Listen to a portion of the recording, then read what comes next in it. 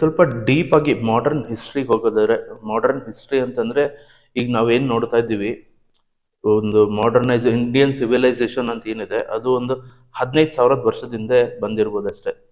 But ಒಬ್ಬ ಮನುಷ್ಯ ಹುಟ್ಟಿದ್ದು ಆಲ್ಮೋಸ್ಟ್ ಒಂದು 3 ಲಕ್ಷ ವರ್ಷದ ಹಿಂದೆ. ಸೊ ಅಲ್ಲಿಂದ ಇಲ್ಲಿವರೆಗೂ ಏನಾಯ್ತು ಯಾರಿಗೂ ಗೊತ್ತಿಲ್ಲ. ಏನ್ಷಿಯಂಟ್ ಸ್ಕ್ರಿಪ್ಚರ್ ಅಂತ ಏನಿದೆ, ಋಗ್ವೇದ, ಅದು ಸಿಕ್ಕಿರೋದು ಇಂಡಿಯನ್ ಸಿವಿಲೈಸೇಷನ್, ಅದು 15,000 ವರ್ಷದ ಹಿಂದೆ. ಬಟ್ ನಮ್ಮ ಮೈಂಡ್, ಬಾಡಿ, ಸೋಲ್ ಇದನ್ನ ನಮ್ಮ ಋಷಿಗಳು ಸ್ಟಡಿ ಮಾಡೋದಕ್ಕೆ ಒಂದು 40,000 50,000 ವರ್ಷಗಳೇ ತಗೊಂಡಿರ್ಬೋದು. ಸೊ ಇದ್ರ ಬಗ್ಗೆ ಸ್ವಲ್ಪ ಎನ್ಲೈಟ್ ಮಾಡ್ತೀರಾ ನಮಗೆ? ಸೊ ಹಳೆ ಓಲ್ಡೆಸ್ಟ್ ಟೆಕ್ಸ್ಟ್ ಯೋಗದಲ್ಲಿ ಸಿಗೋದು ಅಂದ್ರೆ ಋಗ್ವೇದದಿಂದ. ಕರೆಕ್ಟ್.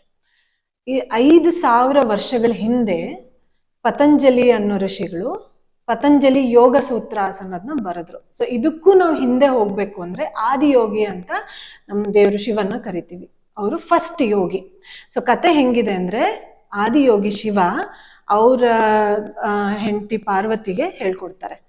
ಪಾರ್ವತಿ ಇಡೀ ನಾವು ಪ್ರಪಂಚಕ್ಕೆ ಇಂಥ ಜ್ಞಾನನ ನಾವು ಸ್ಪ್ರೆಡ್ ಮಾಡಬೇಕು ಅಂತ ಹೇಳಿ ಆದಿಯೋಗಿ ಹತ್ರ ಕೇಳ್ಕೊಂತಾರೆ, ನಾವು ಸ್ಪ್ರೆಡ್ ಮಾಡಬೇಕು ಇದನ್ನ ಅಂತ. ಅವಾಗ ಆದಿಯೋಗಿಗಳು ಏನ್ ಮಾಡ್ತಾರೆ, 7 ಋಷಿಗಳನ್ನ ಕರೆಸಿ ಅವರಿಗೆ ಯೋಗ ಜ್ಞಾನನ ಹೇಳ್ಕೊಡ್ತಾರೆ.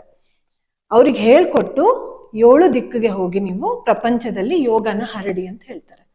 ಸೊ ಒನ್ ಆಫ್ ದ ಋಷೀಸ್, ಅವರ ಇದರಿಂದ ಬಂದಿರೋರು, ಲಿನಿಯೇಜ್ ಇಂದ ಬಂದಿರೋರು ಇರ್ಬಹುದು, ಪತಂಜಲಿ ಅನ್ನೋರು ಯೋಗ ಸೂತ್ರಗಳನ್ನ ಬರೆದ್ರು. ಅದು ಶ್ಲೋಕದ ರೀತಿಲಿ ತಾಳೆಗರಿಲಿ ಸಿಕ್ಕಿದ್ ನಮ್ಗೆ. ಸೊ ಒಂದೊಂದು ಯೋಗ ಸೂತ್ರಗಳನ್ನ ನಾವು ಟ್ರಾನ್ಸ್ಲೇಟ್ ಮಾಡಿ ಅದನ್ನ ನಾವು ಇವತ್ತು ಯೋಗ ಅಂತ ಪ್ರಾಕ್ಟೀಸ್ ಮಾಡ್ತೀವಿ. ಅದ್ರಲ್ಲೇ ನಮಗ್ ಕಾಣೋ ಅಂಥದ್ದು ಅಷ್ಟಾಂಗ ಯೋಗ. ಅಷ್ಟಾಂಗ ಯೋಗ ಇವಾಗ ಮಾಡರ್ನೈಸ್ ಮಾಡಿರೋದು ಪಟ್ಟಾಭಿ ಜೋಯಿಸ್ ಅವರು. ಅದು ಅಷ್ಟಾಂಗ ಯೋಗ ಸಪ್ರೇಟ್, ಅವ್ರದ್ದು ಏನ್ ಹೇಳಿ ದ ವೇ ಆಫ್ ಡೂಯಿಂಗ್, ಅವ್ರದ್ದು ಬೇರೆ ರೀತಿಲಿ ಮಾಡೋದು. ಬಟ್ ಅಷ್ಟಾಂಗ ಯೋಗ ಅಂದ ತಕ್ಷಣ ಯೋಗನೇ 8 ಅಂಗಗಳಿರುವ ಒಂದು ಪ್ರಾಕ್ಟೀಸ್. ಸೊ ಅದರಲ್ಲಿನೇ ನಾವು ಬರೀ ಆಸನ, ಪ್ರಾಣಾಯಾಮ ಮತ್ತೆ ಸೂರ್ಯ ನಮಸ್ಕಾರ ಇಷ್ಟರಲ್ಲೇ ಮಾಡೋದಿಲ್ಲ. ಮೈಂಡ್ ಇಂದ ಹಿಡಿದು ನಾವು the end goal of yoga is moksha. Okay, so ಅದನ್ನ ಲಿಬರೇಷನ್, ನಮ್ಮ ಆತ್ಮನ್ನ ನಾವು ಯೂನಿವರ್ಸಲ್ ಎನರ್ಜಿ ಜೊತೆ ಸೇರ್ಸೋಕೆ ಏನ್ ಮಾಡ್ಬೇಕು, ಅದನ್ನ 8 ಅಂಗಗಳಾಗಿ ಸೆಗ್ರಿಗೇಟ್ ಮಾಡಿ ಬರ್ದಿದ್ದಾರೆ. 8 ಅಂಗಗಳು ಇನ್ ಯೋಗ ಯಾವ್ದ್ಯಾವ್ದು ಅಂದ್ರೆ ಯಮ, ನಿಯಮ, ಆಸನ, ಪ್ರಾಣಾಯಾಮ, ಪ್ರತ್ಯಾಹಾರ, ಧಾರಣ, ಧ್ಯಾನ, ಫೈನಲ್ ಇಸ್ ಮೋಕ್ಷ, ಸಮಾಧಿ. ಆಯ್ತಾ?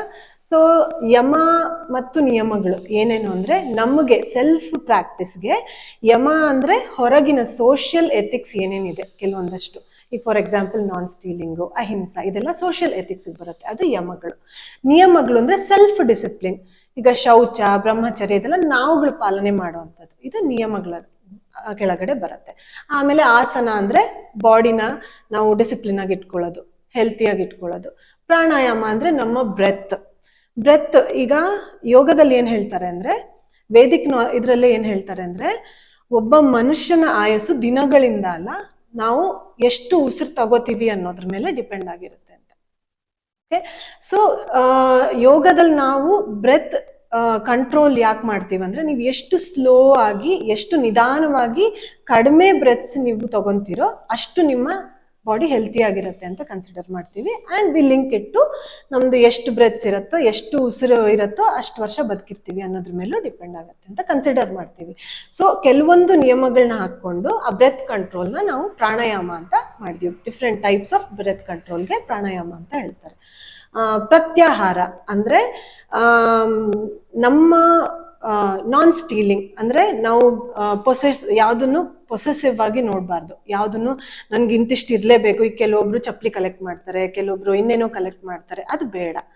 ಆಯ್ತಾ?